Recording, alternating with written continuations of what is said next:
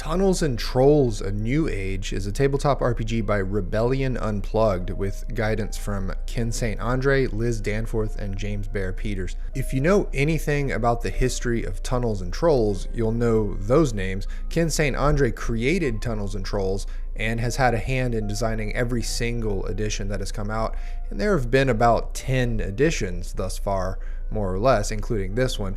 Liz Danforth and James Bear Peters have also been heavily involved throughout the years with this game. This edition adopts a very fresh, modern art style and presents information in a way that's never been clearer. The game has always been a lesser known but easier to run and play cousin of Dungeons & Dragons, but in my opinion, this latest edition has clearly surpassed D&D 5e in terms of actual product appeal. In this video, I want to walk you through the quick start for Tunnels and Trolls: A New Age, and then share with you my honest thoughts on this game so far. I've left links below to where you can find the crowdfund campaign, which is launching around the time of this recording. Okay, so let's approach this quick start as if you've never played any of the 9 previous editions, nor have you seen or read any of them, nor do you even know what Tunnels and Trolls is. The ultra short history of the game is that it was created by a guy named Ken St. Andre in 1975 as a response to Dungeons & Dragons, specifically to be faster and easier to play. And over the decades, it kept getting iterated and streamlined, and maybe in a couple cases overcomplicated, but then corrected and brought back to its roots, and then rebooted and finally rebirthed here. Without getting into previous iterations of the lore, the setting as presented in this version, A New Age, is that in the beginning, there were trolls. Trolls are weird in this setting and made of dirt and rocks and all kinds of different things and can grow to enormous sizes, but they all sort of freeze up in the sunlight, which is good if there's light, but is bad when there's an extended eclipse, because that's when all the trolls will come out and destroy the planet and end civilization. But in the now times, the sun is back, and that means trolls are underground and out of sight again. New kingdoms have sprouted up, but no one has any idea about the ancient kingdoms and technologies and magic and riches that were buried or destroyed during the big eclipse. The idea here is that you as an adventurer can maybe go digging around to find some of that sweet loot. This game is not trying to break any new ground in terms of broad fantasy concepts. If you look at the core principles of the game here, the only thing that comes close to unique, and I have to admit it is pretty novel, is the fact that this is a world where primeval trolls once ruled the earth and maybe threatened to rule it again. Even though you don't see trolls from day to day in your adventuring, you're almost always going to be carrying a piece of them in the form of their blood and pieces of quartz that have mild magical powers. All of this other stuff, like adventure abounds, roll to see what happens, tell the story together, it's all boilerplate fantasy RPG stuff. Even your core 6 attributes are identical to Dungeons & Dragons. Here are some kind of distinguishing features for your PC.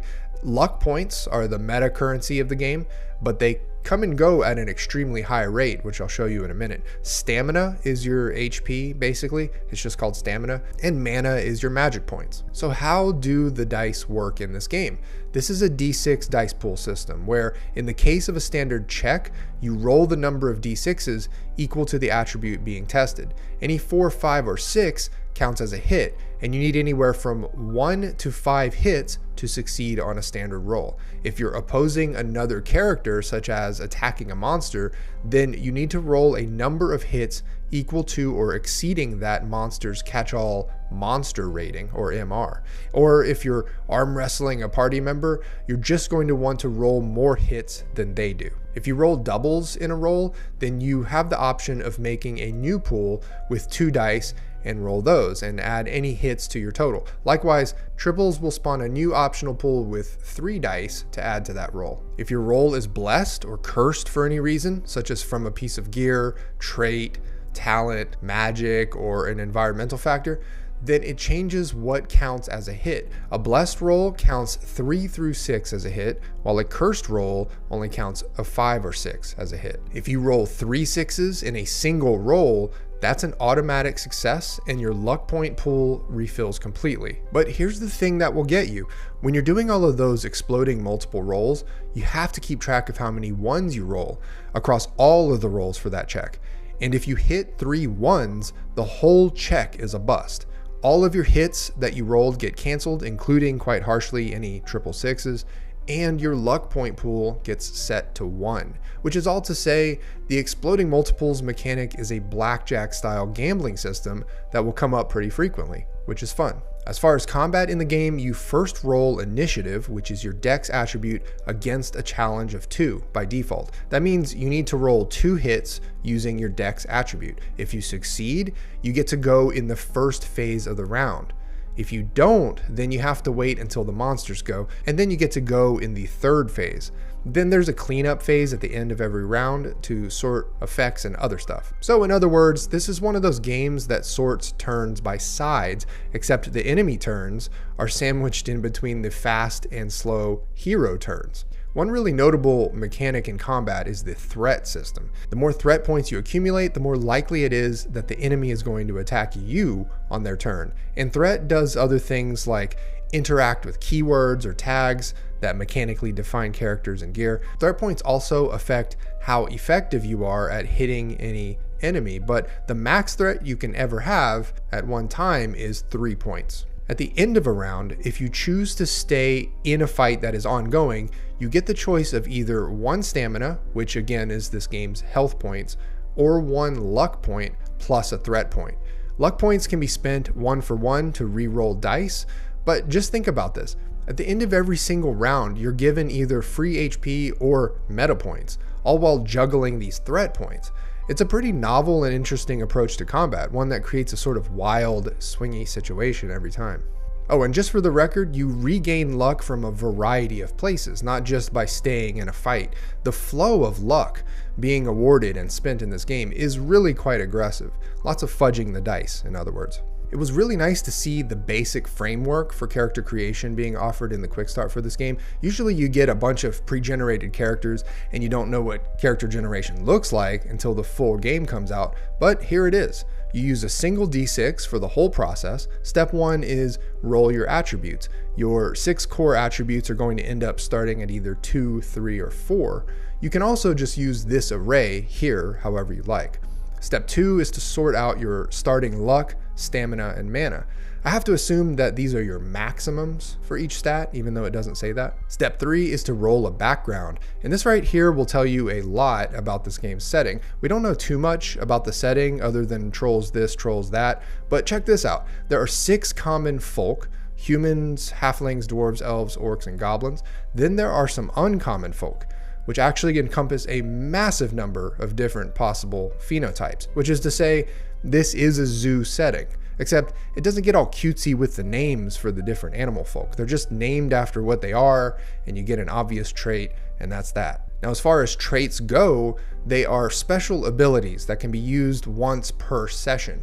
I think some are going to be more useful than others by a long shot. For example, any of these traits that give you an automatic success is just going to be more satisfying on average than any of these that merely bless a roll. Remember, you can only use these once per sesh, so if you blow your trait away with a bad roll, even though it was blessed, that can be pretty deflating.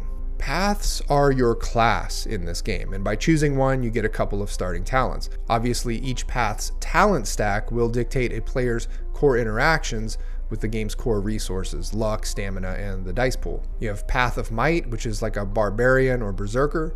Path of Shadow is your rogue or duelist. Path of Endurance is the paladin or tank. Path of Spirit is your bard or cleric. Path of Craft is your artificer or ranger. And Path of Wizardry is your sorcerer or wizard. The next step in character creation here, yes, we're still creating a character, is to roll it for your weapon and troll quartz, which is this low-powered stone with the tag trinket. One note about all of your weapons, starting with this poor tag, by the way, that means that if you roll a dramatic setback while using that weapon, it will break. So you'll need to upgrade your weapon as soon as possible here. The next step after that is to add a big accomplishment that you've had in your life, as well as a corresponding complication, always fun. And finally, a name and a sort of vocational history. As you can see from this list, we are firmly in the Middle Ages here. I don't see too many RPGs doing this, but there's a section on putting together a name, concept, and even tagline for your party. You're not just some adventurers getting together in a tavern. You guys are official here, and you have a shared inventory in the form of assets and luggage, the latter of which you carry around with you. I'd love to see how far they plan to take these team mechanics, and really hope they extend it to having a headquarters or base of operations that can be upgraded over time as well. All right, so here are my thoughts so far on Tunnels and Trolls, a new age.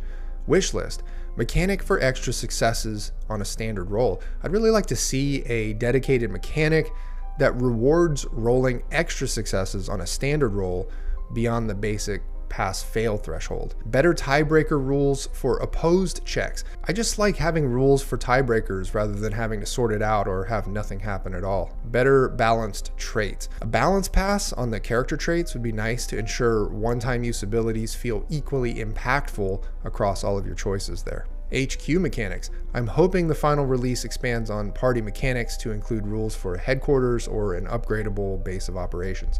Pros.